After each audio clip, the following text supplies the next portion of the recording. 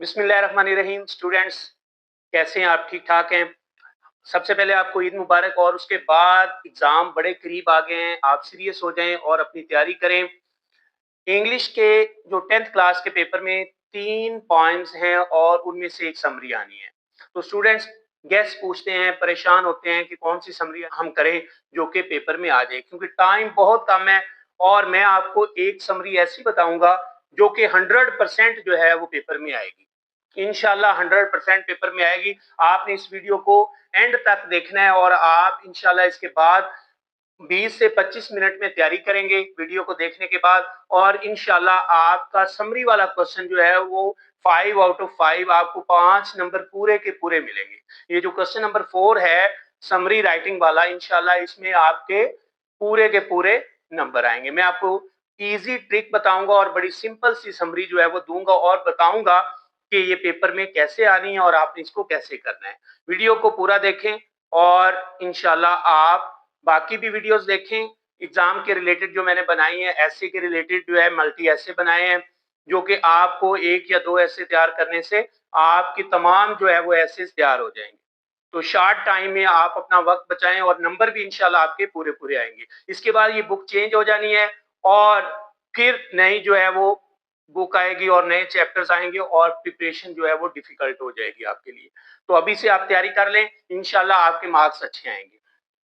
Students, try again poem की जो summary है ये किसी ना किसी तरह एग्जाम में जरूर आती है। अब किसी ना किसी तरह से मुराद दो तरह से ये एग्जाम में आती है। या तो ये एज समरी आएगी या फिर इसकी आपने पैराफ्रेजिंग करनी होगी, यानी इसका स्टेंजा दिया होगा।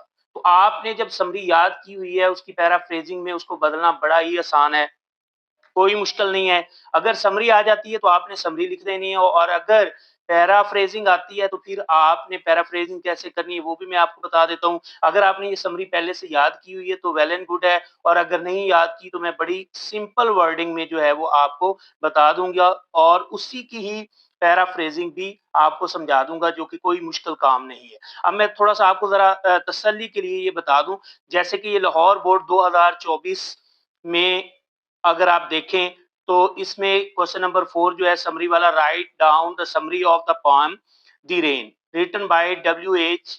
डेविस। तो अब यहाँ पर परेशान नहीं होना, यहाँ पर रेन समरी आ गई, लेकिन नीचे आप आर को देखें। आर में paraphrase the following lines into simple English with reference to the context. तो ये बड़ा ही आसान है, समरी आपने याद की होनी है। और ये नीचे देखें, ये जो स्टैंजा दिया हुआ है इसका इसकी लास्ट लाइन में देखें ट्राई अगेन लिखा हुआ है। तो जब इस तरह आप देखेंगे स्टैंजा में ट्राई अगेन लिखा हुआ है तो फिर आप उसकी पैराफ्रेजिंग करनी है और वर्डिंग वही होगी समरी वाली। थोड़ा सा तरीका है, मैं आपको आसान तरीका है मैं बता देता हूँ।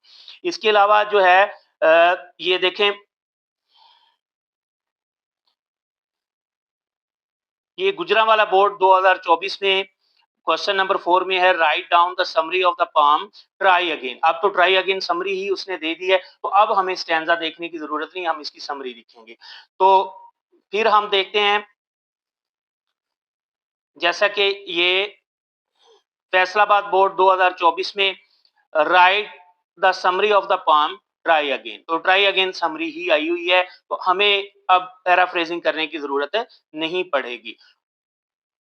और ये साहिवाल बोर्ड जो है इसमें 2024 का पेपर आप देख लें तो उसमें क्वेश्चन नंबर 4 में write down the summary of the poem piece.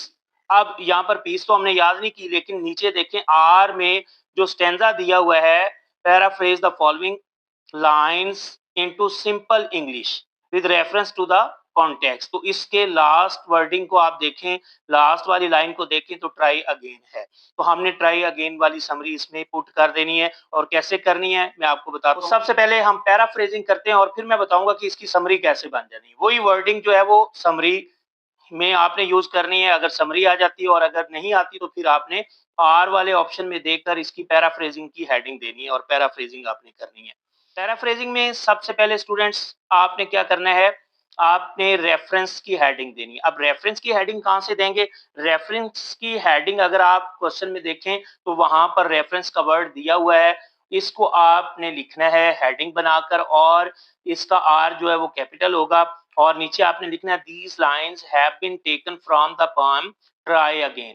Try again में ट्राई का टी कैपिटल लिखें, अगेन में ए कैपिटल लिखें और इसको इन्वर्टेड कॉमास में क्लोज कर दें बाय विलियम या बाय डब्ल्यू ई हिक्सन। अब इनके स्पेलिंग ठीक होने चाहिए और इसको अंडरलाइन कर दें मार्कर के साथ लिख के, इसका आपको 1 नंबर मिल जाना है अगर आप पैराफ्रेजिंग करते हैं तो।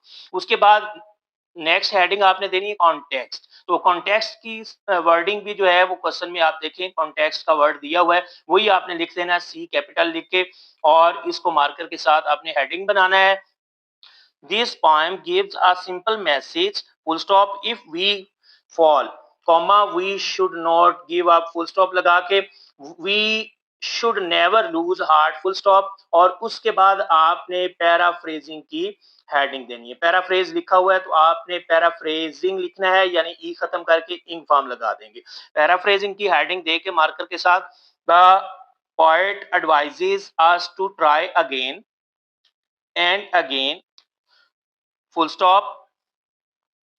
Sometimes we try something and do not succeed, full stop. This is normal, full stop. We should try again.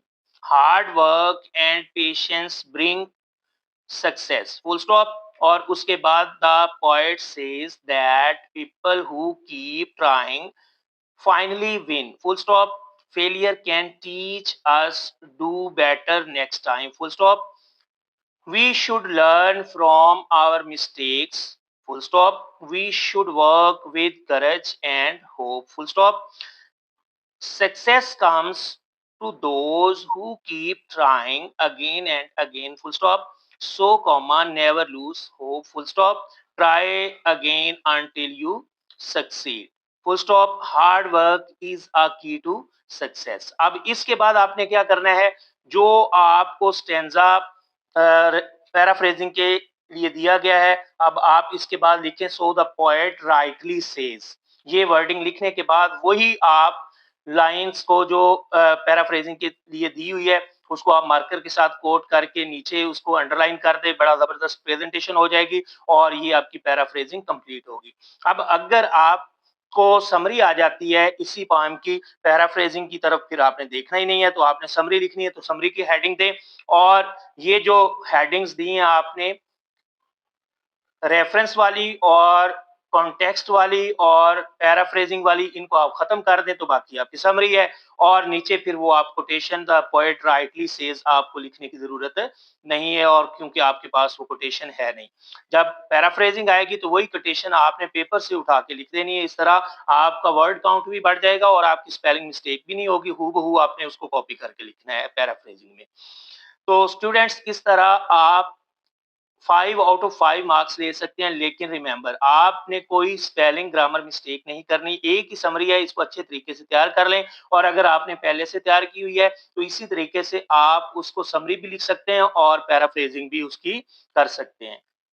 तो उम्मीद करता हूं आपको समझ आ चुकी होगी और बाकी वीडियोस भी देखें। इसी तरह मैंने कोशिश की है कि आपके लिए डिफरेंट टॉपिक्स पर जो है चंद एसेस बना दिए जाएं ताकि आप 1 या 2 3 एसेस करके आप एतमाद के साथ जो है वो पेपर दें और आपके मार्क्स भी पूरे हैं, आपको किसी किस्म की परेशानी का सामना ना करना पड़े। इसके अलावा मैंने ट्रांसलेशन उर्दू टू इंग्लिश जो पैराग्राफ्स हैं उनके सॉल्यूशन के लिए भी मैंने एक वीडियो बनाई है। एक आपको पैराग्राफ दूंगा, वो आपने वीडियो देखनी है और वही पैराग्राफ आपने लिखना है। आपको बड़ा इजी ट्रिक बताऊंगा, इंशाल्लाह आपके मार्क्स पूरे पूरे आएंगे। वीडियो अच्छी लगी है तो इसको लाइक करें, शेयर करें, सब्सक्राइब करें और अपने दोस्तों के साथ शेयर जरूर करें। Thank you, have a nice day.